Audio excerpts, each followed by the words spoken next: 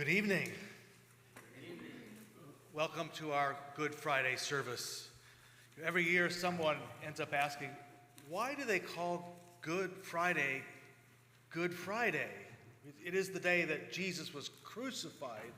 Why do we call it good?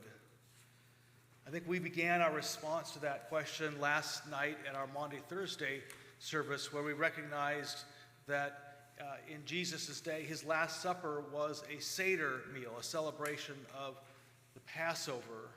And in that meal, they remember the afflictions in Egypt by eating matzah, the bread, the unleavened bread, which they call the bread of affliction, and also consuming bitter herbs, parsley, horseradish, the like, to represent the bitterness of slavery. But they also mix it with something called haroseth, which is a mixture of apples, figs, walnuts, sweet spices that's meant to resemble the mortar that used to lay the bricks in the buildings as slaves, but also tastes sweet. You bring all these together and you get something that is both bitter and sweet. Part of the deep Jewish intuition that even in our darkest moments, you get God involved. There are also moments of grace that are capable of not of denying the bitterness, but of transforming it.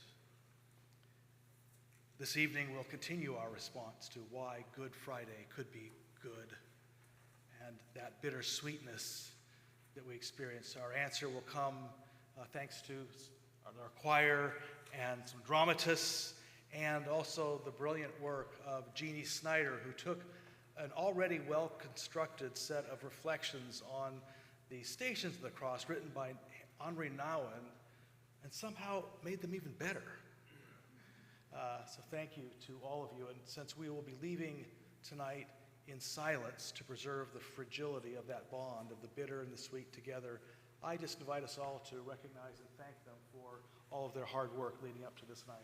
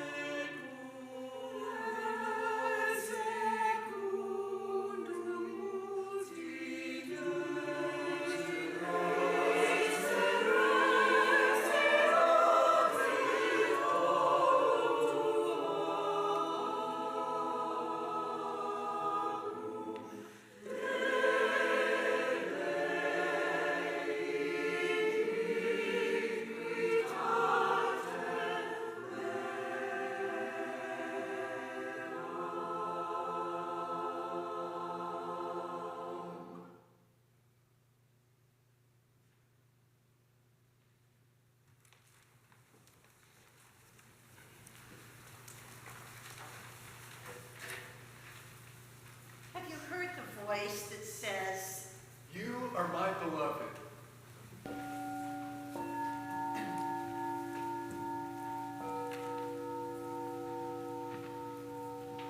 When I am being lifted up from the earth, I shall draw all people to myself. Jesus wants to break down the walls between the rich and the poor, the healthy and the sick, those far away and those close by. to Today, as we look on Jesus' journey with the cross, our hearts and minds are full. Full of the troubles in our world, our country, Our neighborhoods. and within our own hearts. Wait, stay here and watch with me. Lord, help us face the reality of sorrow while not giving in to despair. Those who walk on the roads and through the deserts and rough places of this world call me to humility. As I walk the long journey toward the cross, I must pause on the way to wash my neighbor's feet. As I kneel before them and look into their eyes, I discover that it is because my neighbors walk with me that I can make the journey at all. rich people have money. Poor people have time. But seldom do we feel that we are truly together. Why is it that among those who I think are poor, I most often see broad smiles and hear wild laughter and many words of thanks? Have we lost the art of working, eating, playing, and praying together? My feet have not had much contact with the dust of the earth. There have always been wheels to help me get from one place to another. But Jesus walked from village to village, meeting the poor, The beggars The sick, the mourners. and those who have lost hope. Do you understand what I have done for you? If I, your Lord, have washed your feet,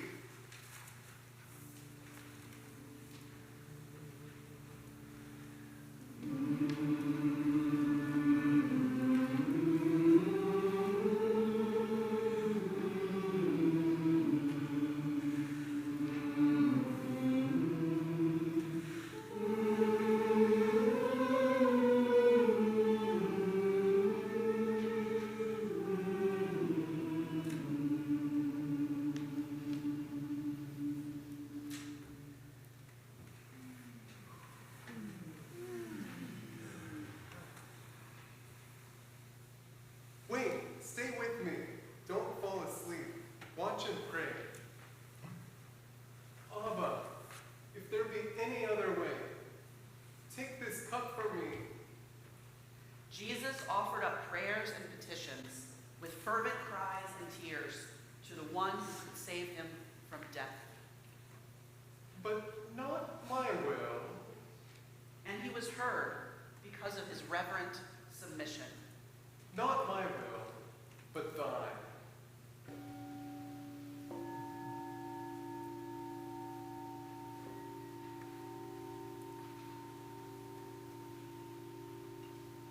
Yea, though I walk through the valley of the shadow of death, I will fear no evil, for you are with me. After he was betrayed by his friend, Jesus was condemned. Jesus stands before Pilate.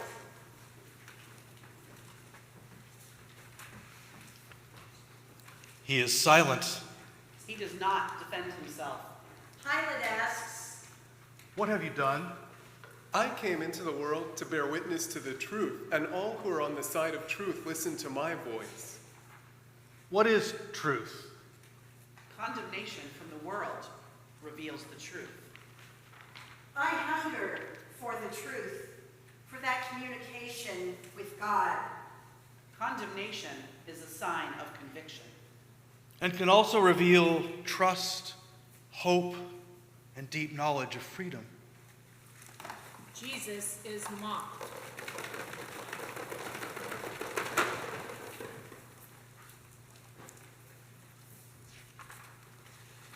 Not knowing what else to do, Pilate handed Jesus over to be scourged.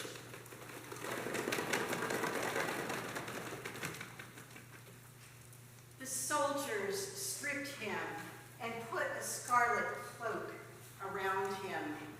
And having twisted thorns into a crown, they put it on his head. And placed a reed in his right hand. They spat on him and took the reed and struck him in the head with it. Mocking, they knelt in front of him, saying, Hail, King of the Jews! Who struck you now?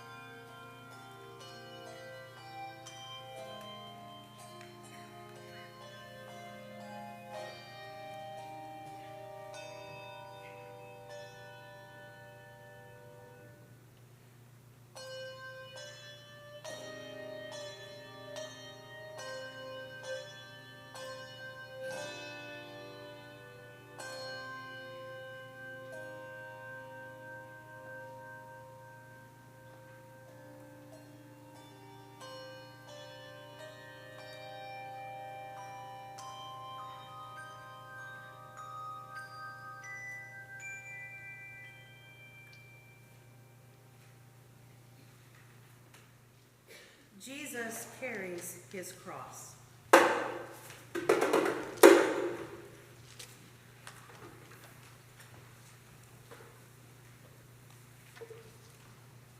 He was a man of sorrow, familiar with suffering.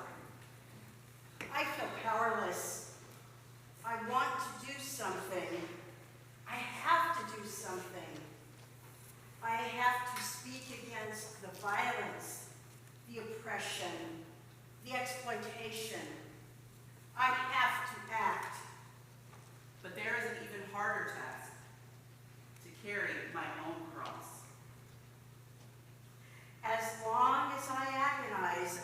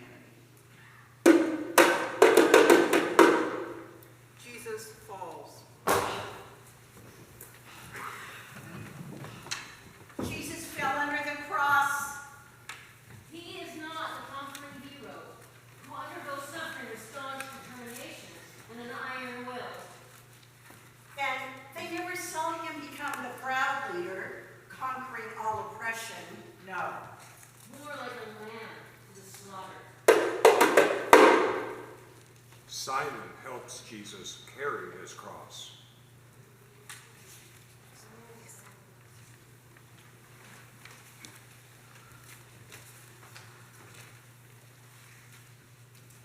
When Jesus was carrying his cross to Golgotha, the soldiers came across a man from Cyrene called Simon. The cross had become too heavy for Jesus alone, so they enlisted a foreigner. He needed the help of a stranger to fulfill his mission.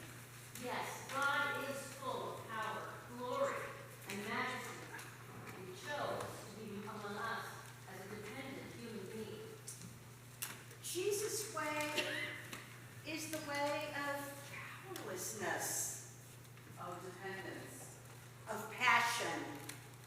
He, who became a child, dependent on the love and care of Mary and Joseph and so many others, completes his earthly journey in total dependency. I feel within me a strong desire to live my life on my own.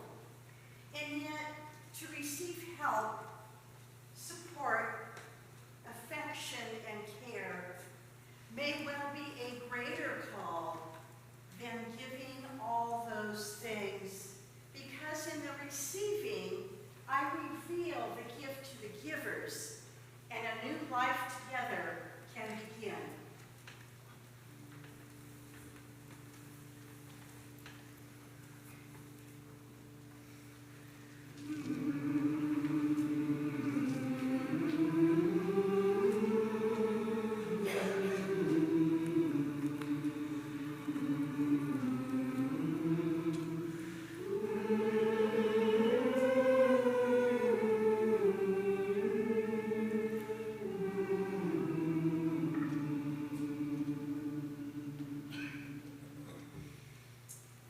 My sorrow is a hunger. My loneliness is a thirst. I crave communion, a deep sense of belonging, of intimacy. When, oh Lord, will you fulfill the deepest longing of my heart? Or are you doing it now? Show me, please. Give us eyes to see your provision.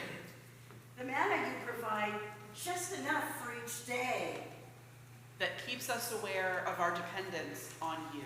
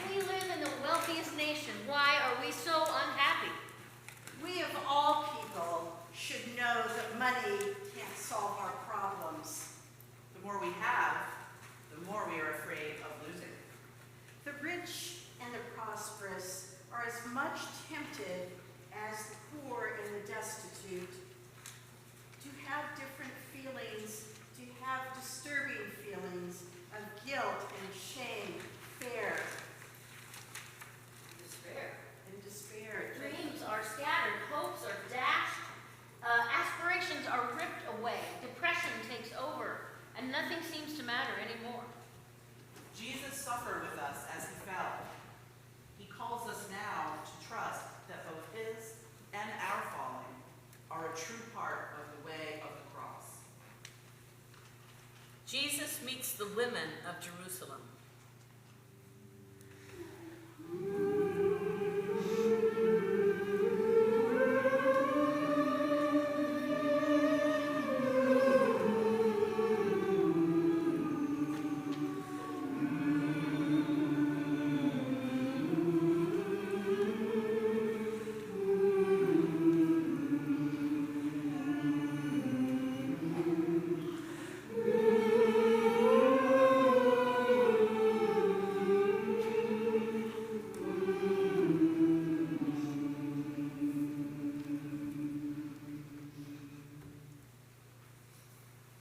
As Jesus was led to his execution, women mourned and lamented for him. But Jesus said, Do not weep for me. Weep rather for yourselves and for your children. If we want to mourn for Jesus, we have to mourn for the suffering humanity that Jesus came to lead. But we are not accustomed to mourning. our tears reveal to us our brokenness. They connect us deeply to our suffering. If we cannot confess our limitations, then our well-intended actions for the world backfire on us and become expressions of undirected anger and frustration. Our tears can lead us to the heart of Jesus, Who wept for the death of his dear friend. Who wept in lonely desperation facing his destiny. who wept for our world, Jerusalem, Jerusalem, how I have longed to gather you together as a hen gathers her chicks and help you know the way to peace.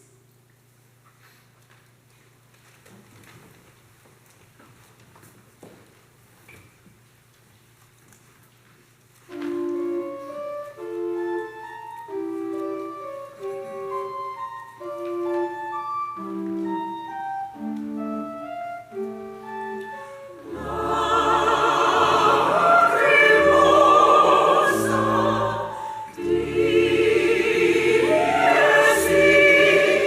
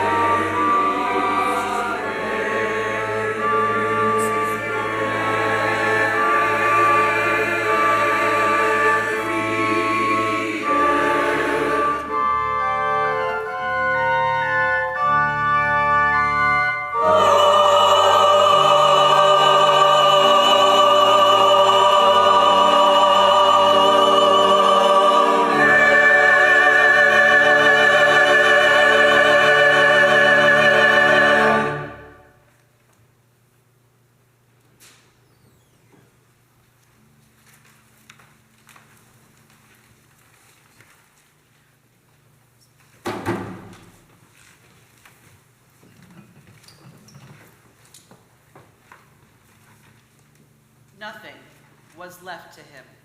He, the image of the unseen God, was stripped of power and dignity and exposed to the world in total vulnerability. Why?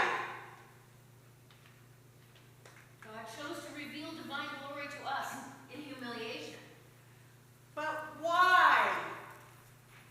I don't know, but it seems Life is an increasing call to die to the illusion of greatness.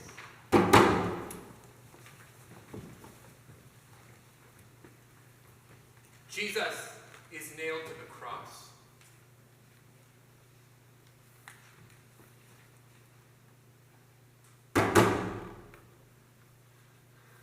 My strength has drained away like water, and all my bones are out of joint. My heart melts like wax, and my strength has dried up like sun-baked clay. My tongue sticks to my mouth. They have pierced my hands and feet. I can count every bone in my body. They divide my clothes among them with the toss of the dice.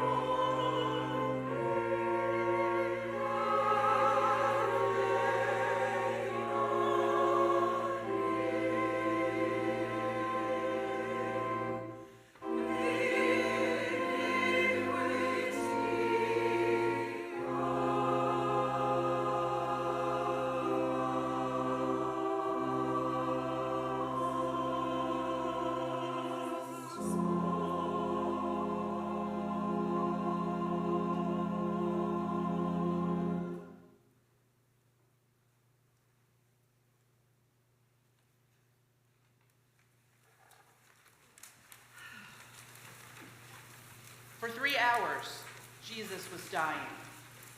As he hung there nailed to a tree, there was no bitterness. No desire for revenge. No resentment, Nothing to cling to. all to give. Abba, forgive them, for they do not know what they do.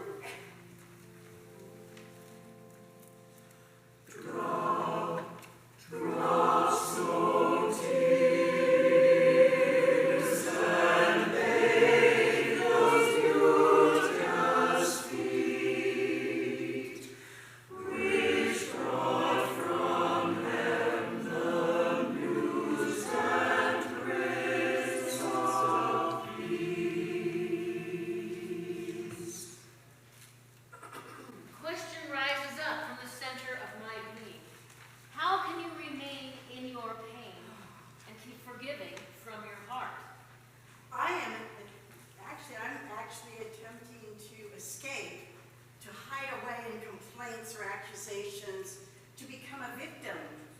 despair or prophet of doom.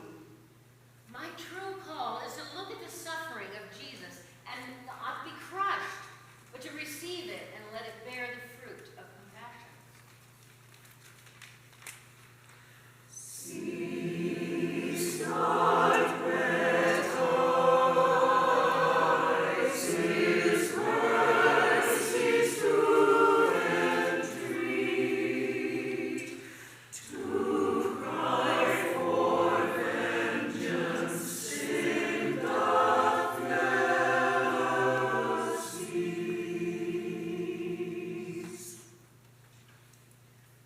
I have to keep choosing the ever-narrowing path of hope. Unless a grain of wheat falls into the earth and dies, it remains only a single grain. But if it dies, it yields a rich harvest. Dying is the greatest of all human moments because it is when we are asked to give everything.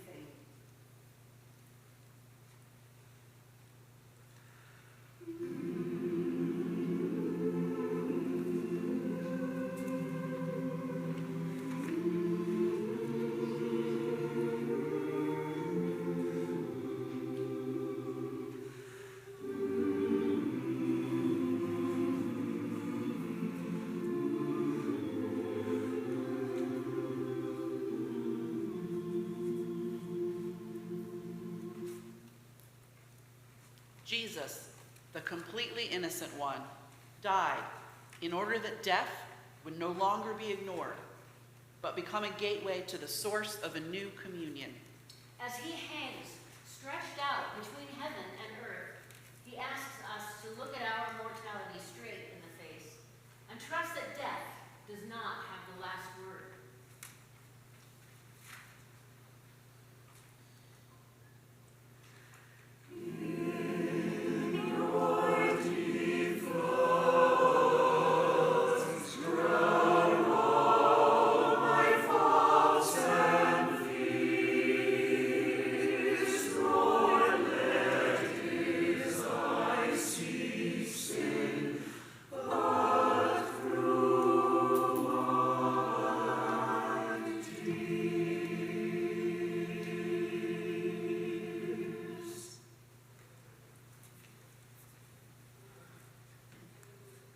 Into your hands I commit my spirit. Jesus dies on the cross. Jesus died, but his death removed death's sting.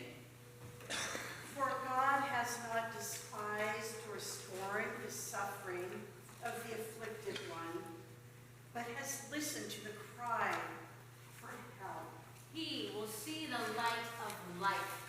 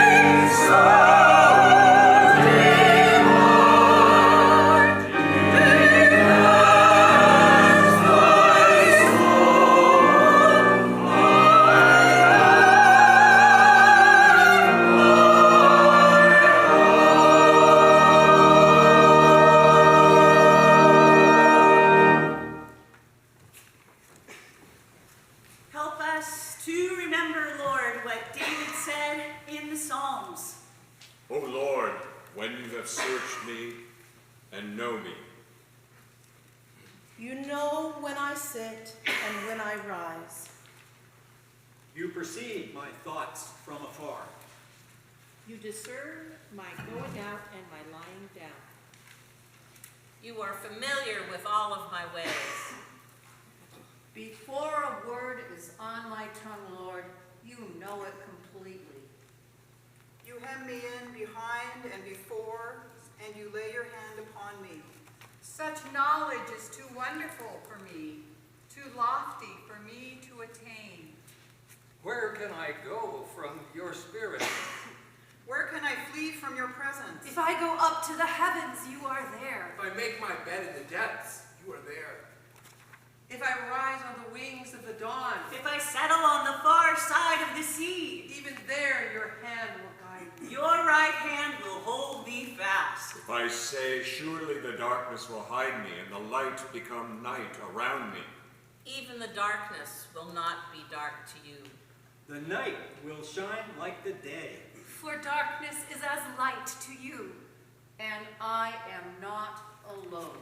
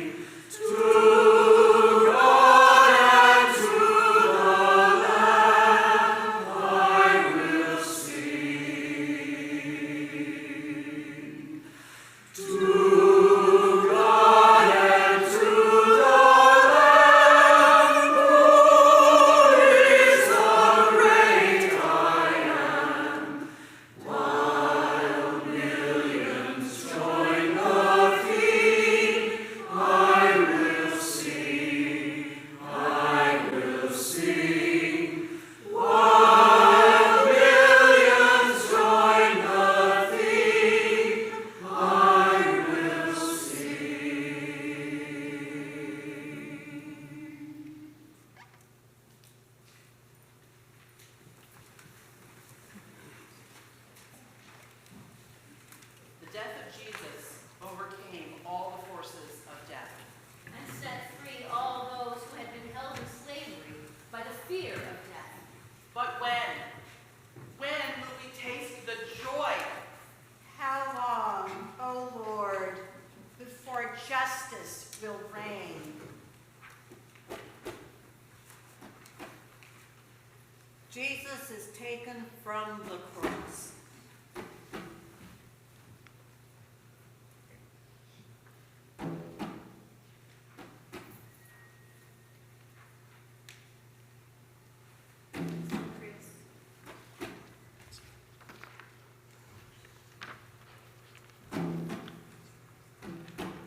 That's you, Chris. Chris, that's you.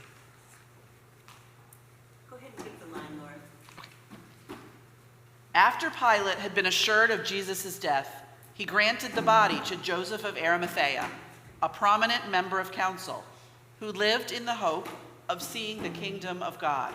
Joseph brought new linen, took Jesus down from the cross, and wrapped him in the shroud. The mother of Jesus was there. As she received the body of Jesus in her arms, She recalled the words of Simeon. A sword will pierce your soul. To truly love truly is to be willing to embrace sorrow. My sorrow reveals the depth of my love and my longing for restoration. My faith in the Spirit to fulfill its promise. Whenever we seek to avoid sorrow, we become unable to love. Do you love me?